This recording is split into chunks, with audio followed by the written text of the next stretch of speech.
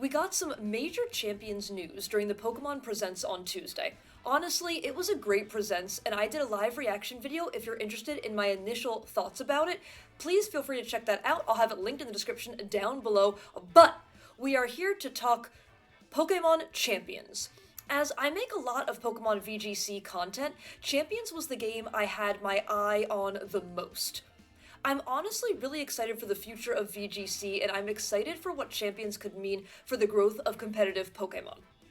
In this video, I'm going to be recapping and talking a little bit about what was revealed in the trailer, the things we know about Champions, but I also want to talk about the things we don't know.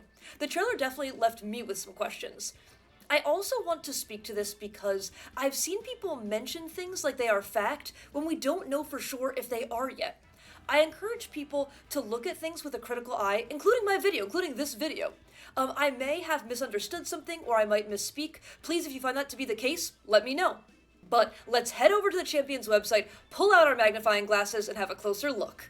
The first thing I do want to touch on for Champions is, yes, we have a date-ish. It's not exactly a date, but we know it is 2026. This does clear up some questions. I know some people, a little bit me, I will take full responsibility. I don't know if I voiced it as my opinion, but I definitely was having a thought that maybe Champions would be released after Worlds, and we would kind of start the 2026 season, not the 2026 year, on Champions. My hopes, my dreams dashed just like that. Pokemon Champions will be arriving in 2026. We don't know if this means in January 2026, where maybe we would switch from Scarlet and Violet in January, so like we'd play part of the 2026 season in Scarlet and Violet, part in Champions. That could honestly mean that we are going to play all, yes, it could mean we're going to play all of the 2026 season on Scarlet and Violet, and then we would switch to Champions for the 2027 season, so that would mean after Worlds for 2026, so like, September, wow, numbers. So that would mean September 2026, which would be the 2027 season. So that was definitely something I did want to touch on a little bit. So the main thing I really want to talk about is the Pokemon training. I did a video already kind of talking about, oh, can you see? There we go. I did a video already kind of talking about Mega Evolutions, and I played some VGC with Mega Evolutions in that video as well, if you do want to check that out. I also talked a little bit about Terastallization being revealed as well, because this would be the first, when we play in Champions, if we do have multi-generational gimmicks, which is confirmed in Champions, but if we have rule sets with multi-generational gimmicks, this will be the first time we'll be playing with more than one generational gimmick since 2019. And if this is for the 2026 season, it's been a minute and a half. So I talked a little bit about that. I think that's quite exciting as well. So I do kind of want to talk about, we have this option for recruiting Pokemon that was revealed in the trailer. And this is kind of cool because through recruiting Pokemon, this could mean that if you hadn't played a previous game where you had access to a certain Pokemon, let's say, for example, Aegislash was revealed and is, to my knowledge, is the only Pokemon that has been revealed for Champions that's not in Scarlet and Violet. But let's say you've only ever played Scarlet and Violet and you want to use Aegislash. Don't blame you there, Aegislash is cool as heck. You are able to then recruit the Aegislash instead of, oh, how do I get this Pokemon? Okay, let me find, maybe somebody in home can trade with me or anything like that, because you wouldn't have access to it because you only played Scarlet and Violet. So you aren't really, I don't really like the word punished, but it's like you aren't punished for not have playing generations and generations of Pokemon if you happen to be a newer fan. So I think the recruitment is going to be just the start of a great way to kind of lower the barrier to get started in VGC, which I absolutely love, and I'm going to talk about a little bit. We're here! Chat, we made it! I'm going to talk a little bit more about lowering that barrier when I talk about training your Pokemon. I don't think I ever thought I would see the day. Like, I started playing VGC in 2015, 2019 a little bit. And getting in-game Pokemon was so incredibly difficult, was so incredibly difficult. And we have made leaps and bounds since then, but this is a step beyond. This is a leap beyond what I thought would be possible. So what it looks like from this is you can EV train just by sliding a toggle, right? All you're doing, you're pressing up, you're pressing down just by sliding a toggle. And you have, where does it say? I really want to touch on this right here. 66 out of 66. So 66 EV points in total. Whereas right now we have 508 EV points in total. So while I do believe there will definitely be intricate spreads, I think this simplifies EV training, like the actual math of EV training a little bit, and this certainly simplifies how you EV train, because right now there are two ways, if I'm not mistaken, to EV train. One would be the KO method, where you KO a certain type of Pokemon that increases your EV in a stat. The second would be through vitamins and feathers. Yes, feathers. As well. So really, this is just incredible. This lowers the barrier so much, because the KO method can be time consuming, and the vitamin method is very expensive in-game. Like, truly, I play this game full-time. I play Pokémon full-time. And it is still, in Scarlet and Violet, it still feels like it can be strenuous to train up a new team. So, and that's coming from someone who does this full-time. So, this, just lowering the barrier like this is so incredible. The way it looks is so user-friendly as well. You're literally just sliding a toggle, because when you EV train, you literally have to keep track yourself whichever method you're doing, while you are doing that method. So you can literally see the numbers. You can look and you can see the numbers. Like, this is amazing. And it does look like EV training, it will cost VP, which are victory points, I believe, which is the champion's in-game currency. But something else I really want to point out as well. So, we have our Gardevoir here, right? I love this. I love a good graphic. I am a visual learner. Write it down, clock it. I am a visual learner. And the graphic, seeing this graphic is incredible. And all you have to do to change the nature now, you just click it. You just click it. You get to see, okay, I want down attack, I want up speed, timid. Bam! I want up speed, I want up speed, and I want down defense. I'm not sure why, but hasty. Bam! Just like that. Like, it's so easy to understand. It's so user-friendly. But what I would like to direct our attention to now is this. Okay, let me scroll down so we can really see it. There we go. Is this. So we see the Gardevoir that you're training, right? You have 66 out of the 66 EV points used. You have, we can see by the up and by the down, that is timid nature, right? Yeah, that's timid nature. So you are timid nature, and you just changed the nature to timid. We see right here, 200 VP. You just added 60... You just added 34... Nope, I can speak. I can math. You just added 32 of your EVs, which is the max number of EVs you can give to a certain stat. You just added that. That's going to be 64 more VP. You just taught Gardevoir, you want to teach Gardevoir Psychic, that's 100 more VP, and you want to change Gardevoir's ability from Synchronize to Trace. That's 400 more VP. All you have to do is, it does the math for you, everything is right here. All you have to do is hit Commence Training. And why this is so meaningful to me is not only is everything simplified, not only do we have this lovely graphic where we can see what nature we want to be, not only do we have a very clear, very user-friendly way to EV train. Everything is done in the same place, right? Everything is done right here. So what you would have to do now, let's say you're doing the vitamin EV training method. And this method is by far quicker, but like I said, it's way more expensive for in-game currency. Let's say you're doing that method. You have to go to the shop that sells the vitamins. You go in there, you count out how many you need. You have to purchase all of them. Then you exit the shop. You go back into your menu. You then go in and you find your vitamins. Then you feed your vitamins. The number of vitamins you want for the intended EV outcome to your Pokemon. 5 hours later. And then, let's say you wanted to change the nature, so you need a timid mint. Oops, you don't have a timid mint.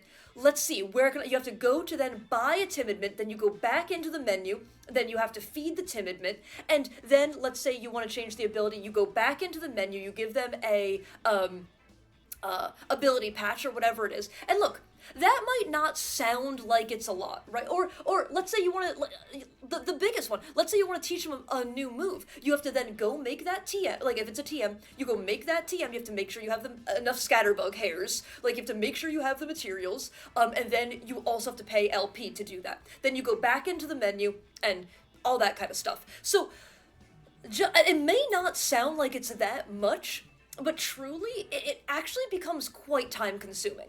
And so to have everything in such a user-friendly manner right here that you can do all at once, let me tell you, that is so meaningful to me. That is so flipping meaningful to me. And I really think this matters. I feel like I've seen a lot of VGC players and VGC content creators be so excited about this, as am I, because I love VGC, and what I want most for VGC, why I started making content, is because I want to share my love for it, and I want VGC to grow, and we have seen such a beautiful boom in VGC, both in Sword and Shield, and then to Scarlet and Violet even more, and I think this just lowers that barrier to start playing VGC even more. Like, I know I'm gonna keep referencing when I started VGC. Legitimately, there weren't very many guides. There weren't very many content creators. And it was genuinely really tough to get started. And I built a lot of teams that weren't EV trained, weren't IV trained. I thought Dedenne was the peak of competitive prowess, and I built a Dedenne team. Like, it was a whole thing. So really to have something this user-friendly that I think can really lower the barrier for people wanting to start VGC, getting into VGC, it's a beautiful thing. I'm getting so hyped because I just think it's such a beautiful thing. And like I said, I'm really excited to kind of see where Champions can take us if it is what we're going to play VGC on in the future, where it can take us in the future. But having said that, I do want to get into, I'll call it the nitty-gritty. I do want to get into the nitty-gritty a little bit I briefly talked about the EVs. I do want to get a little bit into the nitty-gritty of what kind of like these EVs mean, and we're going to head over to Showdown to be able to do that. Alrighty. I have Showdown pulled up here, and I have the Gardevoir set, right? They were using, we see, where are we? We see Gardevoir was the example, so we see Gardevoir on the Champions website. So that's a level 50 Gardevoir. I have a level 50 Gardevoir pulled up right here on Showdown as well. So the thing that I do want to point out, we see that Gardevoir is timid, right? So we're going to go and we're going to say timid. We're going to minus the attack stat, right? So we see a 76. We have 31 IVs. We have 31 IVs here. And so our Gardevoir's base attack is 76. So let's take a look over here, right? The Gardevoir on the Champions website also has that same 76 attack stat. So that is a 31 IV Gardevoir. So let's come back over to Showdown. So I'm going to try and not hop around so much. Let's come back over to Showdown. So like I said, we used to have, and you can see it right down here, by used to, I mean still do, we haven't moved to Champions, I don't know what I'm saying. We have 508 EVs to use, where in Champions you have 66. But here's the thing. Let's put 252, which is the most you can put into a stat. Let's put 252 in here. We get 145, we are plus speed. we see 252 plus, because we are timid nature, 145, right? So then, if we head over here, we see speed also 145. So we are getting, you can see on the Gardevoir here, we are getting that exact same number, but with less EVs, right? Because there's only, the most you can put into a stat now, instead of the 252, is going to be the 32. But we are still getting to the same number, if that makes sense. So let's, where did I put my showdown? I put my showdown right here. So let's go back into the showdown, right? So I think that that's really, really important. We saw 2 effort values. We saw 2 EVs in the, I believe it was SPDEF stat in that Gardevoir as well. So when you do, that's not what I want to do. When you do 2 EVs in here, right, that there's going to be no change. 135, there's no change. You don't see anybody that puts 2 EVs in because 145, because that is a waste. Those are wasted EVs. You're not actually increasing the stat at all. Wasted, right? So let's not do that. I don't do that. But let's go into SPDEF, right? Let's put 4. We see 136, right? We're at 136. We put 4 in there. So let's come back over here and see. There's 2 in there, but we're at 137. So what does, is there kind of like an extra stat in there? That's what I'm not really sure about, and I am going to let you know, I am doing my best with these numbers, but I have been in a lifelong battle with numbers. I am fighting for my life with these numbers right now. So if I have misspoke, or if I misunderstand this, like I said, watch me with a critical eye. Let me know. But this is how I think. This is how my understanding is if I am looking at these numbers, if I'm looking at these effort values, these EVs properly. So I did just want to get into the nitty-gritty of the numbers. Thank you, Showdown, letting me do that a little bit. And that kind of brings me, I touched on EVs, right? I've been talking about EVs. I did way more than touch on EVs. I went in depth into the EVs. Wrong. I touched on the IVs a little bit. And IVs, so EVs are the effort values. That's how you train your Pokemon. IVs are there, well, now you can, bottle cap them, but IVs are kind of like their inherent stats that you might like breed. You don't breed anything for EVs because you train up your Pokemon using EVs, but you might breed Pokemon with certain IVs. And this, I think, is where I have seen truly the most discourse about champions, right? I have seen people say I'm gonna keep doing EVs. Okay, I have seen people say IVs are gone.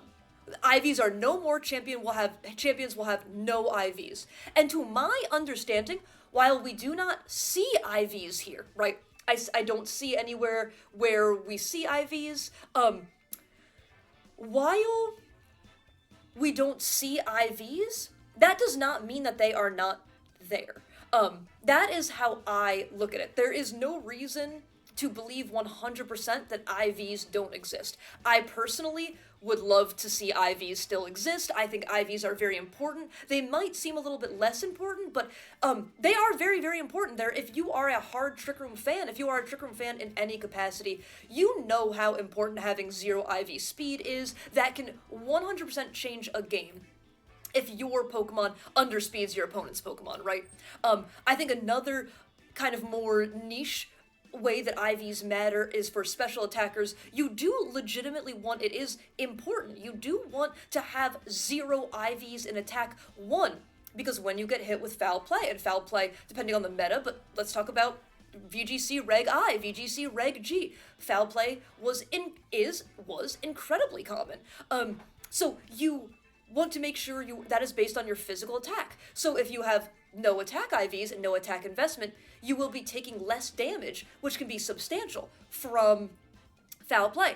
Additionally, and one I don't hear talked about as much, would be when your Pokemon is confused, and your Pokemon hits itself in confusion, right? Hitting yourself in confusion is based off of physical attack. So if you are hit with the confusion and you are a special attacker and you can afford to have 0 attack IVs, you want to have 0 attack IVs so you're taking less damage from that self-hit, you know? So I do think, to me, IVs are very important for playing VGC. Do I think it will make or break champions? No. But I would still love to see IVs be included in champions. So I did want to touch on that a little bit, because that's absolutely where I have seen the most discourse about what is going to be included in champions and what isn't going to be included in champions. There's a couple more things I do want to touch on. One of them being that you can now, this is team preview. This is team preview for a private battle, which would mean, a battle between you, that you have set up between you and someone else. Like, let's say you want to practice and you're running sets, like that kind of battle. Let's say I'm streaming and you and I have a battle. That kind of battle, right? So, I'm not saying that this would be 100% how team preview would look also in ranked battles, but we do see team preview for private battles. One, love the private battles are here. That's very important. But we do see types. So if we do, this is really, really big. Again, I think it's really helpful for players just getting started. Honestly, it's helpful for me. I see a Pokemon and I'm like, sometimes I'm just like, what is that? But I do want to point out very importantly, Urshifu. This is, if Urshifu is going to be in Champions, this is so important for Urshifu. Knowing what Urshifu it is in Team Preview, yes please, I play a lot of ladders, so I play a lot of closed team sheet. I have been wanting that for so long, so that is absolutely massive. The other thing I did want to talk about a little bit, this right here, percentage. You can see your opponent's HP bar percentage. So it's not just you thinking, oh, I think I did 65%. No, you can see, okay, I clicked Rock Slide and the Oranguru took 45% from that. So I know for a fact another will not KO. I know for a fact I have to double into it. That's way too much to be a roll kind of thing. So I do think that's quite important to note as well. Just another fantastic tool for playing VGC and learning VGC. And there was there's actually two things I do want to touch on. I couldn't find it. I tried to find it, but I couldn't find it. People originally had thought, oh, there's no confirmed items in Champions. And I will put the picture up on screen that shows it, and I will highlight where it does say items, but there are most certainly going to be items in Champions. And last, but most certainly not least, VGC is not pay to win. I am so excited. We see right here, power up with victory points, right? So victory points, as I touched on earlier, is how you would train up your Pokemon. That is the currency, that is the in-game Champions currency to train up those Pokemon. So right here it says, victory points, VP, can be gained from ranked battles and other places in Pokemon Champions. You'll need VP to recruit and train Pokemon. Yes. VP, and I'll say it again, VP cannot be directly purchased. So keep battling and gaining VP to power up your team even more. VP cannot be directly purchased. So I do want to point out that it does say directly. I don't know what this means. But I do believe there will be a way to use your money, your money, not your in-game currency, to use your money in Champions. But that could be for, maybe you would buy an outfit. Maybe you'd buy like skins for your character. Maybe you, I don't know, maybe you would be like, besides that, I'm not really sure. Like maybe you can purchase different stadiums, let's say. Like maybe you can purchase different stadiums. I'm not really sure. Maybe you can purchase like different Pokeballs, or like not the Pokeball itself. Maybe you can purchase different, like what would it be called? Like glitter or like confetti that would come like when you throw your Pokemon out, it'd be like bah! So like maybe those are the things that you could purchase, but it looks like as of right now, I'm very hopeful that Champions will not be pay to win. So all in all, I'm very excited about Champions. I will say, the last thing I will say is, I do like this kind of graphic harkens back a little bit to Sword and Shield, which I loved. I loved being in a stadium. It was like a packed stadium. It felt big, and like that felt really fun. So I do like that we're kind of harkening back to that. I will say, overall, overall, the graphics do leave me wanting a little bit. There is plenty of time. I do think that there will be an update. I do think that there is plenty of time, but I think just, I'm loving the stadium. Absolutely loving the stadium. But you know, I do think the graphics leave me wanting just a bit. So I think that's kind of like the last thing I wanted to say, and I will catch you in my little outro. Thank you all so much for watching. I really do appreciate it. I had a great time kind of metabolizing this information, kind of doing a little bit of a deeper dive into what champions might look like. I personally am I talked about it, I won't say it again, but I'm extremely excited about champions. And if you did enjoy this content, please feel free to leave a like, comment, or subscribe. If not, feel free to do exactly none of that, and I hope everybody has an absolutely amazing rest of their day, and I will catch you in the next one. Okay. Bye!